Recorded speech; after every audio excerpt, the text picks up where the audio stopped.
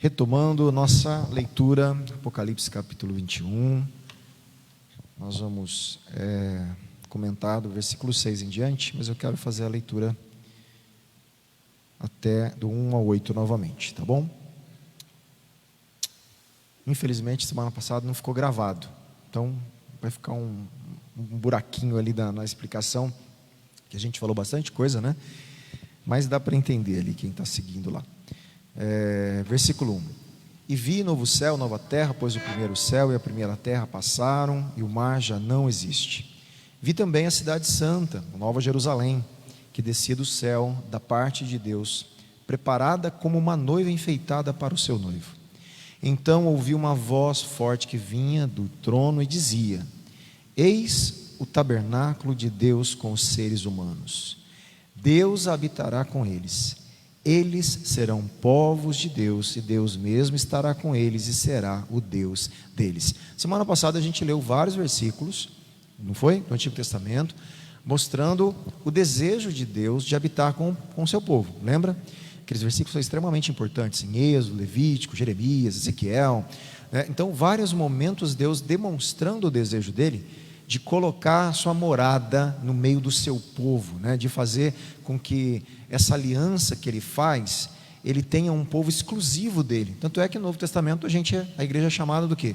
De nação santa, povo eleito, não é isso? Exclusivo de Deus. Você vê que Deus não mudou de ideia. Desde o Éden, Deus tem um desejo e Ele vai colocar isso em prática, aqui nesse momento que nós estamos vendo, tá? Versículo 4: E lhes enxugará dos olhos toda lágrima, já não existirá mais morte, já não haverá luto, nem pranto, nem dor, porque as primeiras coisas passaram.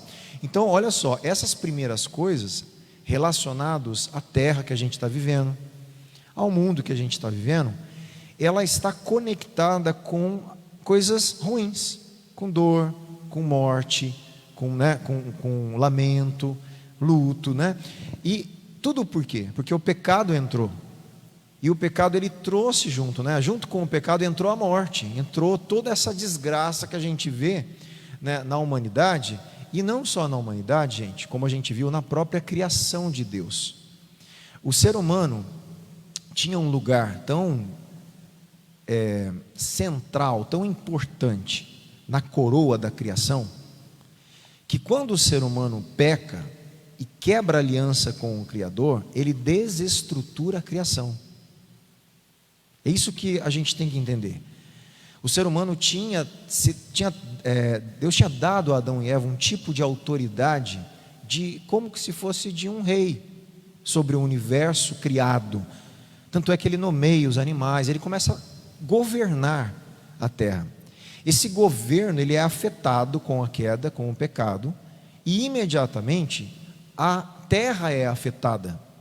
Você vê que tem pragas, surge pragas, abrolhos, espinhos, depois, quer dizer, a criação ela é afetada pelo pecado do ser humano, ela é desestruturada.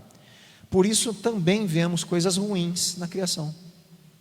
Também vemos hostilidade à vida na criação, que é essas coisas que a gente vê, terremoto, matando pessoas, tsunamis. Quer dizer, a criação ela se revolta contra tudo isso e ela está desestruturada. Se você pensar teologicamente, a criação ela não está obedecendo às leis criacionais, sendo boa com o ser humano.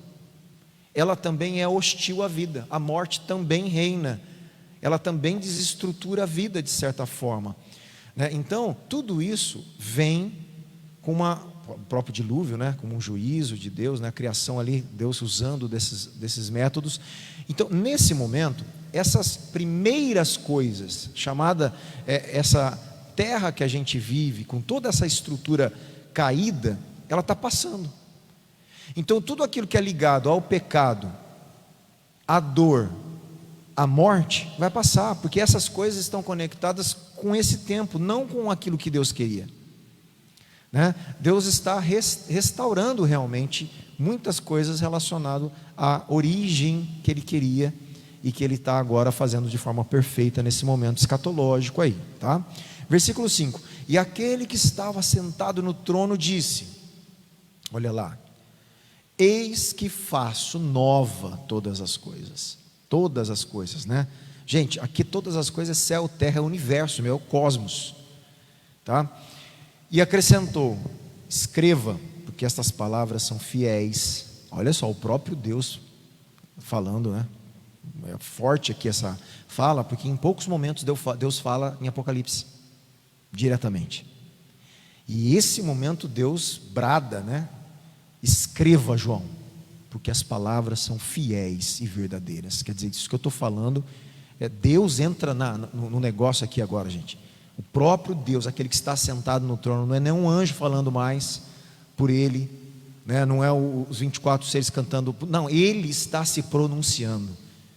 Isso que vocês estão vendo, escreva, porque eu sou fiel, as palavras são fiéis e verdadeiras, né? É forte aqui, impactante esse momento.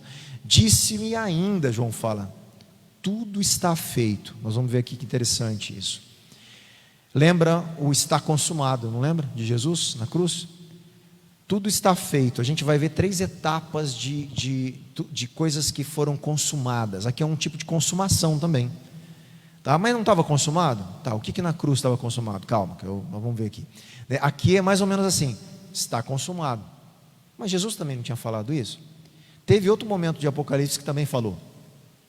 Como que essas coisas se interagem? Quando está feito? Não, os 3 momentos estão feitos, mas eles têm uma dinâmica dentro do processo da salvação, a gente vai ver aqui, né? Então tudo está feito. Aí Deus fala: eu sou o alfa e o ômega, o princípio e o fim. Tá, aí Marcos, olha que interessante, né, que a gente conversou da outra vez. Esse título aqui, alfa e ômega, o princípio e o fim, parece que está se referindo àquele que está sentado no trono aqui no texto, não é isso? Mas quem já foi chamado o princípio e o fim? O Cordeiro. Olha os títulos se misturando, porque não há mais necessidade de separação entre o Pai, o Filho, aquele que está sentado no trono, e o Cordeiro. Eles são a divindade se manifestando na eternidade como um reino eterno se estabelecendo, porque é Deus agora. E Deus é triuno, ele não é separado, né? A separação ela acontece por causa da redenção, porque o Filho teve que se encarnar. E ele retoma o seu lugar como Cordeiro, e Apocalipse apresenta como Cordeiro, por quê? Porque ele sustenta tudo.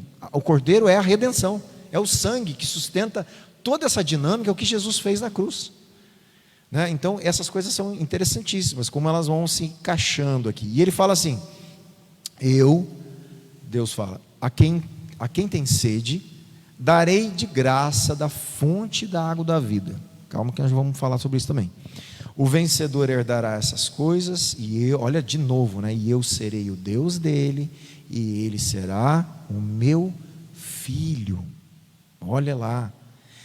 Quanto, porém, aos covardes, aos incrédulos, aos abomináveis, aos assassinos, aos imorais, aos feiticeiros, aos idólatras, a todos os mentirosos, a parte que lhes cabe será no lago que está queimando com fogo e enxofre, a saber, a segunda morte. Poxa, mas isso aqui já não aconteceu? Já, né? O trono branco, já, todo mundo ali já. Você viu o movimento cíclico de informação, sem ficar preocupado se ele já falou, se a gente vai botar na ordinha, né, a ordem certinha. Apocalipse, eu friso, porque essa é a tentativa das pessoas que em Apocalipse fazer esse tipo de coisa.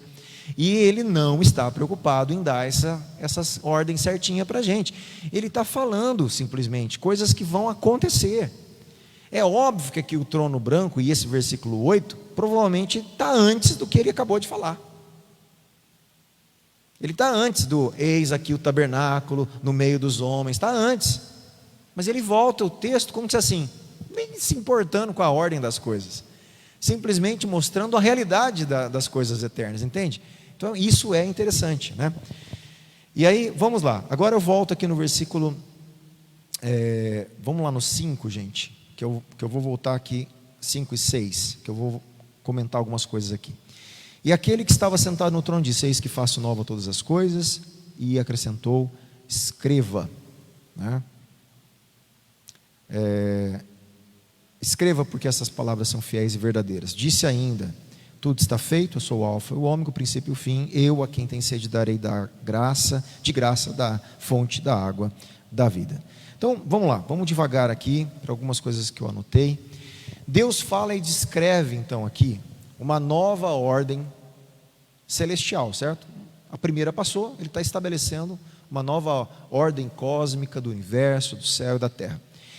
Em Apocalipse 21:3, uma voz vinda do trono anunciou que Deus habitaria com os seres humanos, correto? Vai vendo aí no versículo 3. Agora, no versículo 5, aquele que está sentado no trono, o próprio Deus, fala diretamente pela primeira vez, olha que interessante, desde o capítulo 1, versículo 8. É a primeira vez, então a segunda, né? Lá no capítulo 1:8 Deus fala, agora Deus fala de novo. Quer dizer, olha tanto tempo que o que está sentado no trono se pronuncia diretamente. É um negócio significativo, porque o negócio está indo para o final. Ele está falando, eu estou fazendo, as palavras que eu estou falando são fiéis e verdadeiras. Eu sou o princípio, eu sou o fim. Eu estou concluindo a história. Eu estou fechando aquilo que eu falei, né? Então ele se pronuncia de forma muito objetiva, Deus aqui. Essa fala, então, ela é fundamental, pois confirma não apenas as promessas, mas também o desfecho de toda a narrativa de Apocalipse, gente. 5 elementos aqui da fala divina que a gente está vendo. Primeiro, ele fala que Deus faz novas todas as coisas. Faço novas todas as coisas, né? Esse então é o tema central da nova criação. Se a gente lê esse texto, vamos lá, caminha comigo aqui, não se perde não. Ele está falando que ele está fazendo nova todas as coisas, ele está fazendo novo céu, nova terra, então ele está recriando tudo aí, e de uma forma diferente. Olha que interessante, se você lê agora 2 Coríntios, entendendo isso, o que está escrito lá em 2 Coríntios 5:17? Se alguém está em Cristo, nova criatura é. Opa, o que isso tem a ver com Apocalipse? Tudo.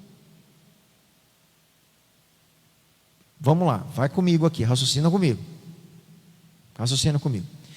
Quem está aqui desde o começo? Lembra quando eu falei daquele conceito teológico? Já e ainda não. Já e ainda não. Já somos filhos de Deus, mas ainda não. Já somos salvos, mas ainda não. O reino de Deus já começou, mas ainda não está plenamente colocado, né? Então tem um processo, você percebe que tem um processo de implementação daquilo que será perfeito. Nós já somos filhos de Deus, mas tem algo que nós não somos. Nós só vamos ser quando o virmos claramente como Ele é, como 1 João fala. É uma tensão do já e ainda não. Isso aí está na Bíblia o tempo todo, nós estudamos isso bastante, quem estava lá no começo. Aqui então, se alguém está em Cristo, é nova criação. Olha que interessante, o que ele está falando? Que nós que estamos agora já em Jesus, nesse tempo, já fazemos parte do novo céu e da nova terra. Nós já somos nova criação. Se os cristãos entendessem essa realidade espiritual, nós não viveríamos segundo a criação atual. Nós viveríamos com a conexão com a criação, a eternidade, os valores da eternidade, da cidadania celestial. A gente entende quem nós somos. Eu falei para os jovens lá na Assembleia, vocês são o povo do futuro. A igreja é o povo do futuro. Nós estamos com um pezinho na eternidade. Nós já somos nova criação, ainda não, mas já e ainda não. É essa tensão. O que Ele quer de nós é que vivamos como gente que sabe o que é na eternidade. Como a gente sabe o que já somos lá, e tudo o que seremos em Cristo, sacerdotes, reis, né? Novo céu, nova terra, novo corpo. Quer dizer, nós já sabemos o que Ele está levando. O que Ele fala? Viva de forma diferente já. Aponte as pessoas para lá.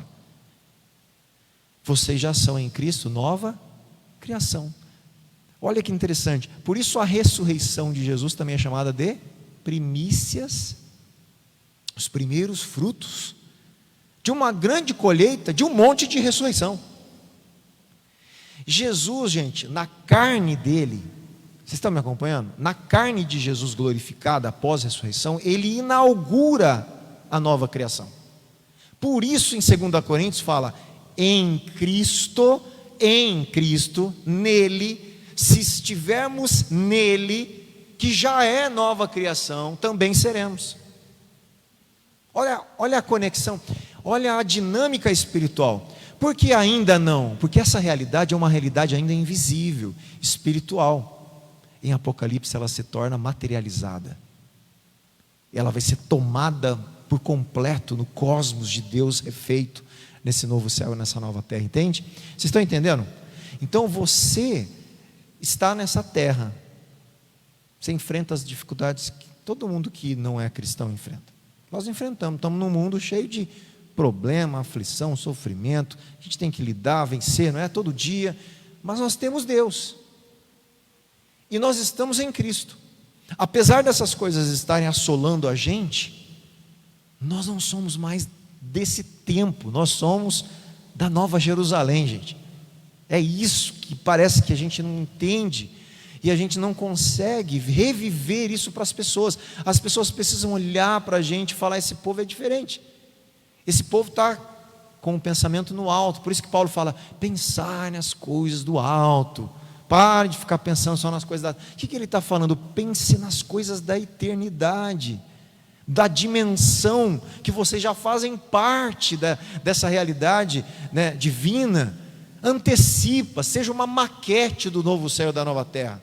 Todo mundo sabe o que é maquete, né? Todo mundo fez maquete na escola? Fizeram maquete? Fizeram maquete do quê? Da cidade de Penápolis, né? Maquete do quê que vocês fizeram? O que é a maquetezinha?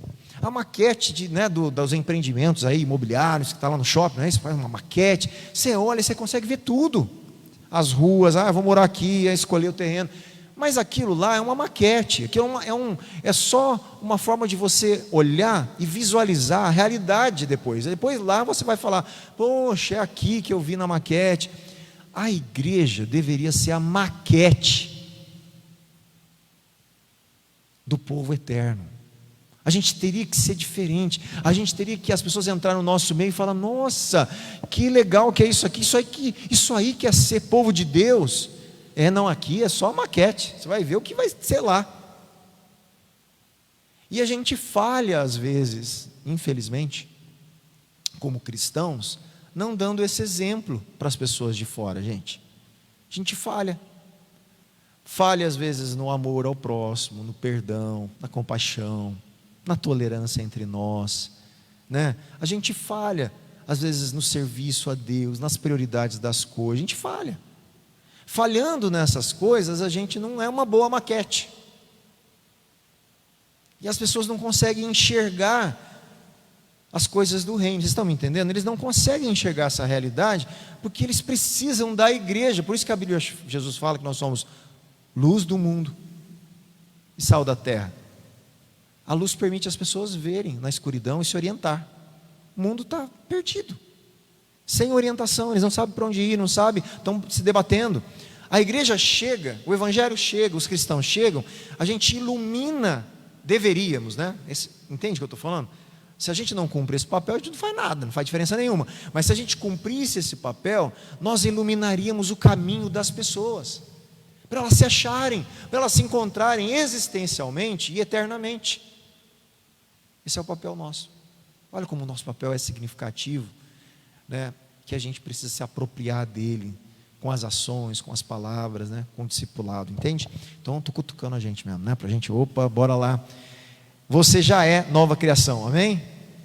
Amém? Há também um debate, né, sobre a nova criação. Ela, não vou entrar nisso, que não faz muita diferença, se ela é uma renovação da terra, se é uma destruição da terra e fazer uma, como se não tivesse nada a ver com a nova. Quer saber a minha opinião? Eu acho que é uma destruição parcial e é uma restauração parcial. Porque onde eu vejo isso? No corpo de Jesus. O corpo de Jesus é um modelo. O corpo de Jesus na ressurreição não é o mesmo anterior, mas também não é totalmente diferente. Ele conservou a marca da cruz no corpo glorificado. Então, o que eu falo? Na teologia, a gente chama isso de continuidade e descontinuidade. Então, existe uma descontinuidade. Quer dizer, por que descontinuidade? A morte não continua, a dor não continua, os problemas não continuam, entende? Nada do que é da era do pecado continua. Mas algumas características boas da criação original, ele vai continuar, a característica, ele vai continuar e transformar de uma forma glorificada. Entende como que eu penso? Porque para mim, o corpo de Jesus é esse padrão. O corpo de Jesus já é o pertencimento dessa nova criação. E é isso que eu acredito que ele vai fazer com o céu e com a terra. É algo semelhante ao que aconteceu com o corpo de Jesus. Tá? Então essa é a minha perspectiva, né, em relação aos debates que acontecem aqui. Tá? A ordem para escrever, né? Escreva, Deus fala, porque essas palavras são fiéis e verdadeiras. A mensagem é para ser registrada, gente, como um testemunho duradouro para a igreja. João, Deus está falando, escreva, João. Muita gente vai ler isso aqui. Escreva, porque isso que eu estou falando é fiel, é verdadeiro. O meu povo tem que acreditar. Quem vai ler aqui tem que saber que o que eu estou falando é fiel. Eu sou fiel, eu vou cumprir isso. Deus se levantou, né? Eu estou usando aqui um termo. Deus se levantou do trono para falar isso, aqui nesse momento. Como nós vimos, a segunda vez que Deus fala em Apocalipse, do trono, assenta aquele que está assentado, ele se pronuncia. Ele quer que eu e você acredite no que está escrito. Ele está falando para mim e para você, né, Maurício? Deus está falando, Maurício, acredita, eu sou fiel e verdadeiro. Eu vou habitar no meio de vocês. Escreva, eu sou o princípio e o fim. Eu iniciei a história, eu vou terminar. Eu sou o alfa e o ômega. Ele está dizendo, acredite, porque eu sou. Quem está falando agora não é nem João, é aquele que está no trono. Escreva, João. As minhas palavras são fiéis e verdadeiras. Meu irmão, é um chamado para uma confiança de coração em Deus. Por mais difícil que seja a gente pensar nessas coisas, porque foge à nossa realidade, eu sei que para quem não crê na Bíblia, gente, como nós cremos, isso aqui parece uma história de ficção. É ou não é? Parece um filme de ficção científica. Eu sei disso. Mas, dentro da lógica bíblica, se você acredita num Deus que criou o céu e a terra, tudo bem? Como eu acredito, todos nós acreditamos aqui. Se você acredita num Deus que enviou o Filho, o Verbo eterno, nascer de uma virgem, tomar formato humano, se você acredita que esse Cristo viveu perfeitamente como homem, morreu de forma sacrificial numa cruz, mas ao ressuscitar, vence o poder romano e todo o pecado e destitui os poderes dessa terra, e estabelece um domínio eterno. Se você acredita nisso, é fácil acreditar que Ele vai ressuscitar você e vai fazer um céu novo e uma nova terra. É uma continuidade de crença. Porque se Ele fez tudo isso que você crê, é óbvio que é fácil acreditar que Ele vai voltar e fazer o que Ele prometeu. Agora, se você não acredita que Ele fez o céu e a terra, se você não acredita que Ele nasceu da Virgem, que Ele é o eterno que se encarnou, se você não acredita que Ele morreu como sacrifício perfeito e se doou ali, e não acredita que Ele ressuscitou, aí fica difícil acreditar no resto mesmo. É uma continuidade, é uma lógica de crença. Então é óbvio que uma pessoa que não acredita em Jesus tem dificuldade, vai ler Apocalipse e fala, isso aqui é filme de ficção, né? Para mim não.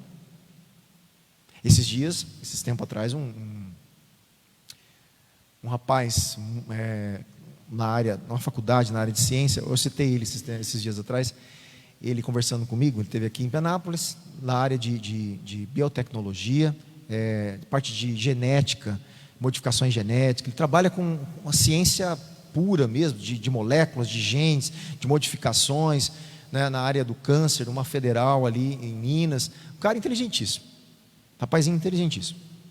Aí conversando com ele sobre Deus, ele tem as dificuldades dele, de crença e tal.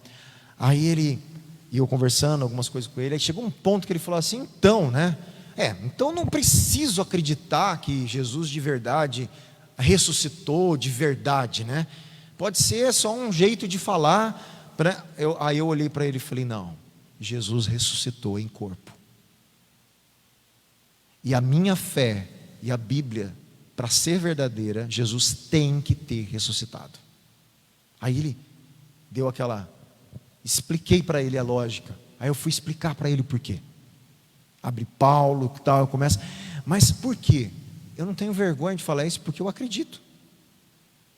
Esses dias um outro amigo meu, pedalando comigo, conversando também, não cristão, conversando comigo sobre Deus e tal, ele também, porque para eles é muito difícil acreditar na ressurreição. Aí ele tocou no assunto de novo, também no assunto da ressurreição.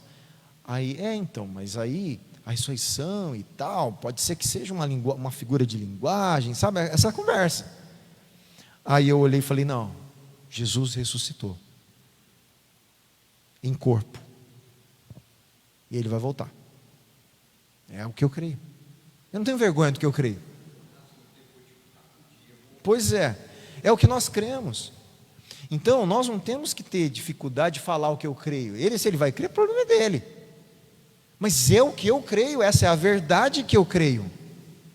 E ele vai ouvir, não, olha, tudo bem, você não acredita, mas você acredita nisso mesmo? Eu falei, eu acredito. Eu estou falando, porque, entende? É como se, não é uma fala minha religiosa, eu acredito nisso que eu estou falando para você, de verdade. E outra, aí eu começo a falar mais, né? E pior ainda, se você não acredita, eu também vou ressuscitar. Pronto, aí você, né? Então vamos continuar, entende o que eu estou falando? Quando eles abrem essa possibilidade de eu falar, gente, eu falo, né? Eles são amigos, né? Que pedalam, tal, gente que tem um monte de dúvida e tal. Aí às vezes eles abrem umas possibilidades, eu falo. Eu vou falar, e ponto final, né? Como ele vai processar isso, como ele vai entender, né? Eu não sei, eu vou falar o que eu tenho que falar, o Evangelho, né? A palavra, a minha fé, a minha realidade, e Deus que faça a obra no coração deles lá. Não é?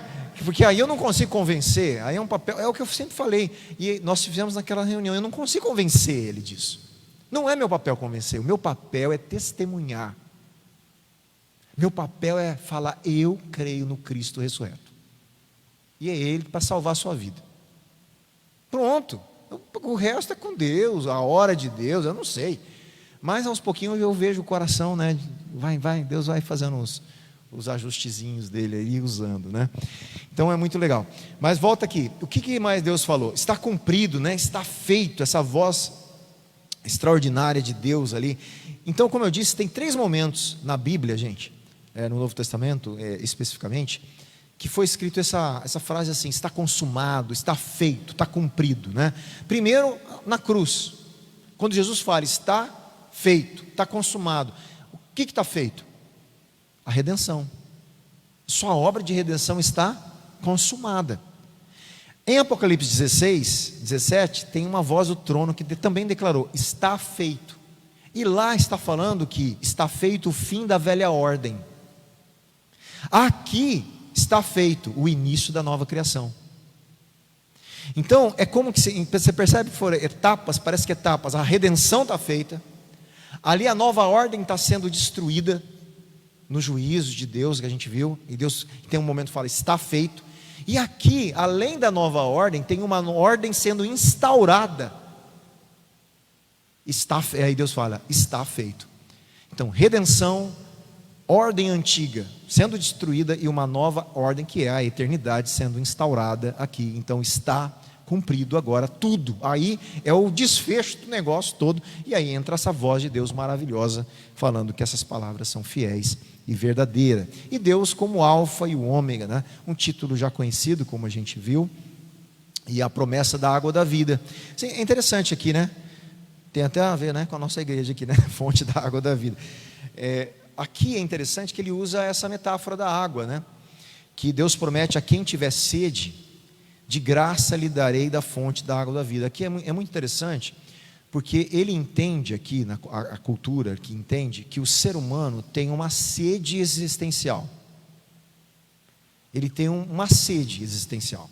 Ele tem desejos por algo para satisfazer coisas que nem ele sabe que ele tem falta. É interessante, me permita um parênteses. Quando eu falo disso, eu lembro da psicanálise que eu estou estudando e clinicando. A psicanálise, tem um psicanalista chamado Lacan, né? Lacan fala que o ser humano é um ser desejante, eternamente desejante. Ele deseja e nunca está satisfeito. E essa é interessante que ele captou a realidade do ser humano. Existe um desejo tão profundo no ser humano por algo que ele não sabe o que é. Lacan, ele entende isso, obviamente que ele não acredita em Deus dessa forma, mas ele percebe isso e ele tenta explicar na teoria dele lá, tá? Ele tenta explicar. E é interessante que isso é verdade. Por isso que o ser humano, ele tenta preencher esse desejo com coisas terrenas. Ele vai preenchendo, ele vê se o dinheiro consegue preencher, aí ele vê se o poder consegue preencher, se o status, se amizades, se amores dessa terra. Ele vai tentando, porque tem um desejo tão profundo, e ele fala: meu Deus, está faltando algo, está faltando.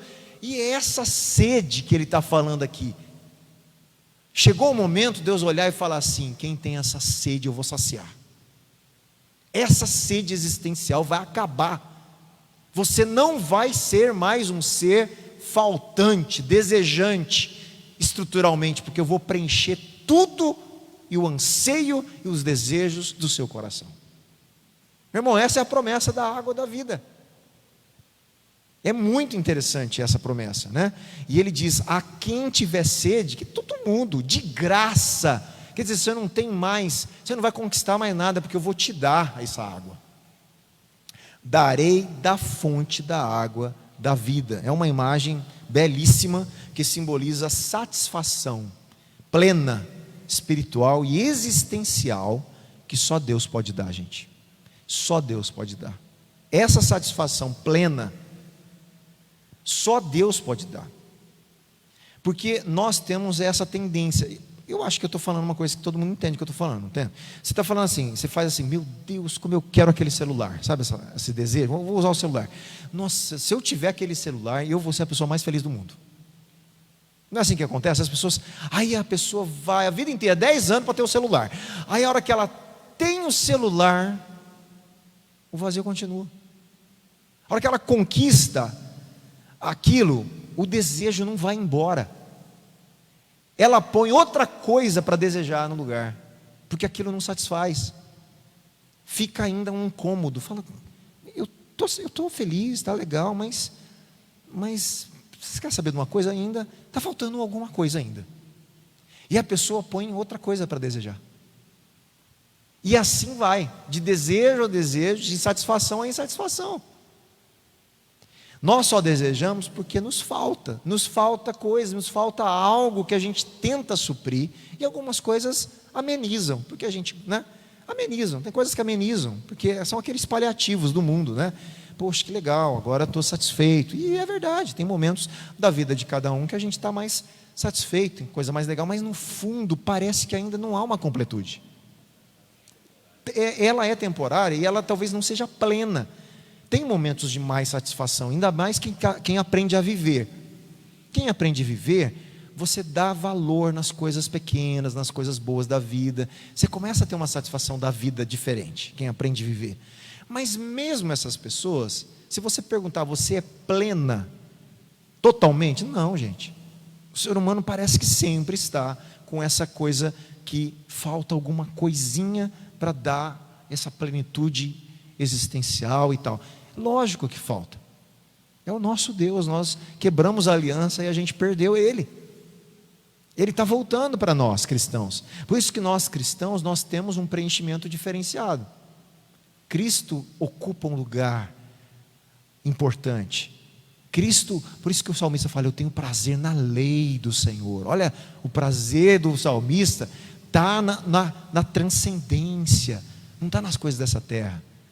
Ele encontra uma satisfação diferente. Jesus fala o que para a samaritana? Não é a mesma coisa? Rios de água viva. Se você soubesse quem eu sou, mulher. Você vai pedir água, eu vou te dar uma água viva. Ela não entende, porque água viva naquela época não era água de poço. Água viva era água corrente. Água que, como que a gente tem aqui nas regiões, era a água onde surgia minas, e nunca acabava. A água estava lá e não acabava. Igual a gente tem essas belíssimas cachoeiras aqui, que a gente não dá valor em Penápolis, né? Eu pedalava, estou sem bicicleta na terra, mas eu pedalava aqui 60 quilômetros na terra. A gente acha as cachoeiras, né? Cachoeiras muito legal. Teve uma que a gente achou, eu achei uma época que eu levei meus filhos de carro para lá, porque é uma rocha, gente, uma rocha assim, isso aqui, 30 quilômetros para o lado de Alto Alegre aqui, mas para dentro de Santana, né? Mas para baixo ainda, lá para frente, para o lado que chama Matão de baixo, Matão de cima, lá para aquelas bandas lá. Aí tem uma cachoeira que tem uma parede preta assim, e aí você senta nas rochas, aqui, gente, do lado. Entende? Eu tomei um banho nessa cachoeira depois de 100 quilômetros quase pedalando, de bicicleta. Para chegar deu 100 quilômetros, foi um pedal longo que a gente fez. Aí a gente chegou lá no meio do caminho, acho que estava com 70, 80 quilômetros andado. Meu Deus, a gente entrou debaixo daquela água, aquela cachoeira para chegar em Penápolis, aquela coisa maravilhosa. Isso para eles era água vida, era água que eles entendiam que é como se fosse uma fonte, que a água não parava, igual a gente vê, porque a gente não para essa água nunca. E por isso que ela pergunta, então cadê? Ela não entendia que Jesus estava falando de algo do interior. Fluirão do seu interior. Eu vou satisfazer de uma forma que você não é externo. Eu vou criar essa água dentro de você. Eu vou gerar uma satisfação que você não vai encontrar em poço nenhum, em água nenhuma. Jesus estava falando isso, que aqui em Apocalipse, Deus está falando que vai fazer isso com a gente. Olha que coisa, né? Interessante e belíssima aqui, né? É uma satisfação existencial plena que Ele está prometendo. Então, em resumo, a fala de Deus aqui, né, em Apocalipse 21, 5-8, traz uma mensagem de esperança, gente, e certeza para a igreja. Inclusive uma igreja na época, lendo isso, que a gente já viu, que estava sendo perseguida. A gente já entende, né, que Apocalipse foi escrito no momento que a igreja estava sendo perseguida, provavelmente por Domiciano, né? Há uma discussãozinha ali dos impérios, mas há um certo consenso por Domiciano, e depois, após Domiciano, o imperador de Roma, outros imperadores no século II para o III intensificaram a perseguição. Imagina uma igreja perseguida, sofrida, né? Sofrendo por causa da fé do evangelho, sofrendo discriminação na sociedade, não podendo trabalhar, não podendo usufruir suas coisas, né? E Jesus falar para eles, olha, não, mas eu vou vencer o mal, eu vou julgar aqueles que estão matando vocês, e eu vou dar uma água a vocês, nunca mais vão sentir sede. Gente, isso é um consolo para essa igreja, é uma esperança de que as coisas iriam mudar. E ele fala, escreve, porque essas palavras são fiéis e verdadeiras, né? Então Deus promete a renovação de todas as coisas, reafirma a sua soberania sobre a história e oferece gratuitamente a água da vida a todos que vierem a Ele nesse tempo aí, né? Então, muito, muito bom aqui, né?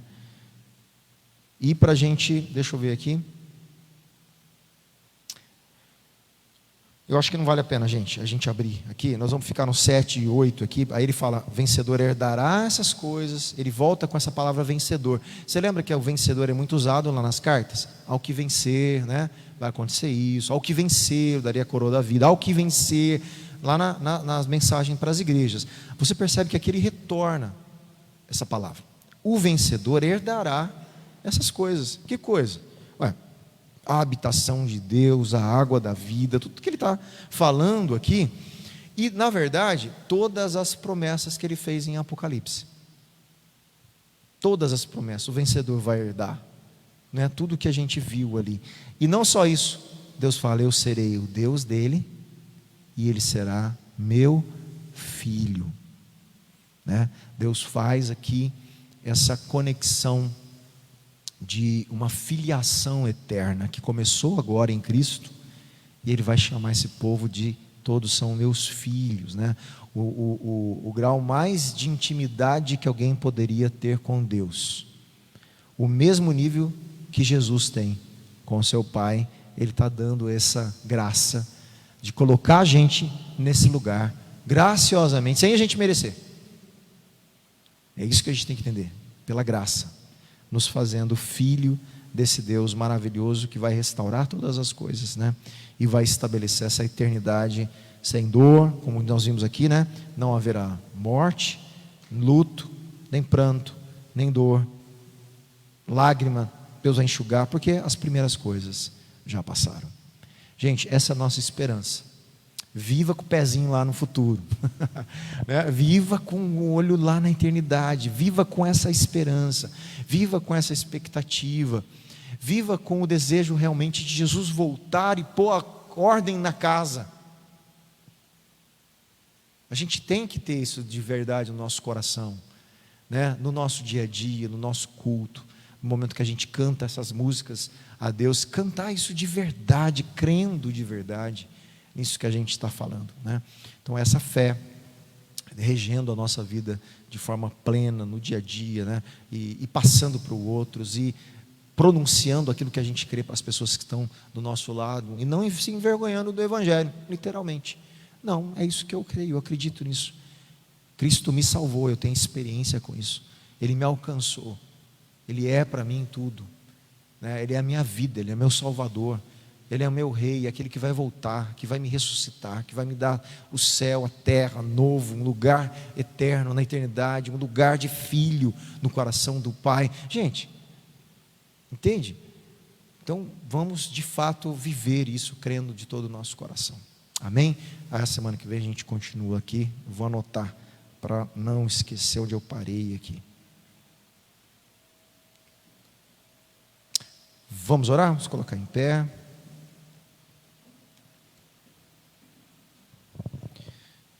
Muito bom, né? Mais um dia aí refletindo. Esse final é belíssimo, gente. Eu fico meio animado aqui quando eu leio, porque essa parte aqui para mim é fantástica.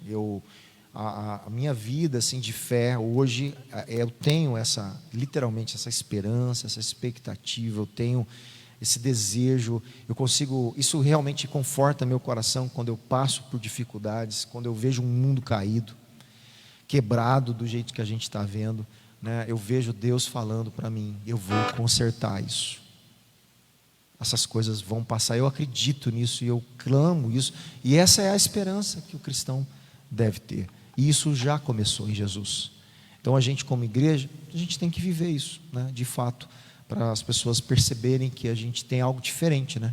A gente tem uma esperança diferente, a gente tem um consolo diferente. Amém?